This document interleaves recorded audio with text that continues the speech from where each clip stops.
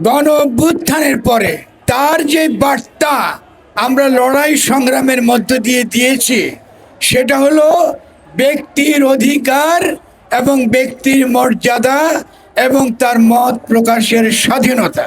এই ব্যক্তির অধিকার, ব্যক্তির মর্যাদা ক্রমাগত 5ই আগস্টের পর থেকে হরণ করা হয়েছে। এর আগে আমরা এক ধরনের ফ্যাসিস্ট শক্তিকে দেখেছি, ফ্যাসিস্ট শক্তির নেতৃত্বে ফ্যাসিস্ট রাষ্ট্র ব্যবস্থা গড়ে ওঠা দেখেছি। সেটা ছিল সেকুলার।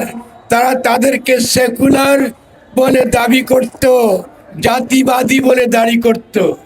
আমরা আরেক ধরনের ধর্মীয় জাতিবাদ দেখছি, এটা কিন্তু ধর্মীয় ফ্যাসিজম।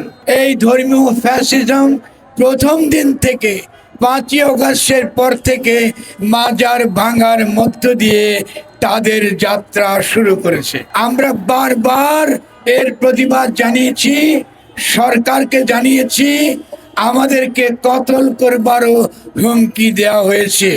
আমার বিরুদ্ধেও নানা ধরনের প্রচার তারা চালিয়েছে। আমরা সরকারকে বলেছি যে আপনাদের যে চেষ্টা, আপনারা এই গণ অভ্যুত্থানের পরে জনগণের কাছে আপনাদের যে অঙ্গীকার, সে অঙ্গীকার যদি আপনারা রক্ষা করতে চান তাহলে সবচেয়ে গুরুত্বপূর্ণ হলো মানুষের ব্যক্তির মর্যাদা, ব্যক্তির অধিকার, তার কথা বলার অধিকার, তার সাংস্কৃতিক অধিকার, তার বিভিন্ন বিষয়ে তার মত দেবার অধিকার নিশ্চিত করা।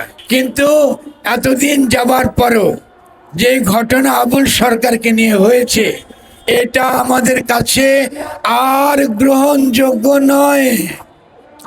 আমরা সরকারকে বলতে চাই, আপনাদেরকে আমরা যথেষ্ট সময় দিয়েছি এবং আমরা যখন আপনারা ইতিবাচক ভূমিকা পালন করেছেন, ফকির লালন শাহকে যখন জাতীয়ভাবে মর্যাদা দিয়েছেন, আমরা আপনাদের পেছনে থেকেছি, আপনাদেরকে অভিনন্দন জানিয়েছি। সমগ্র বাংলাদেশের ফকির, বাউল, সাধু, সন্ত, বৈষ্ণব, সুফি প্রত্যেকেই আপনাদেরকে অভিনন্দন জানিয়েছে। এই কৃতিত্ব আপনারা কিভাবে কলঙ্কিত করলেন আবুল সরকারকে গ্রেফতার করার মধ্য দিয়ে?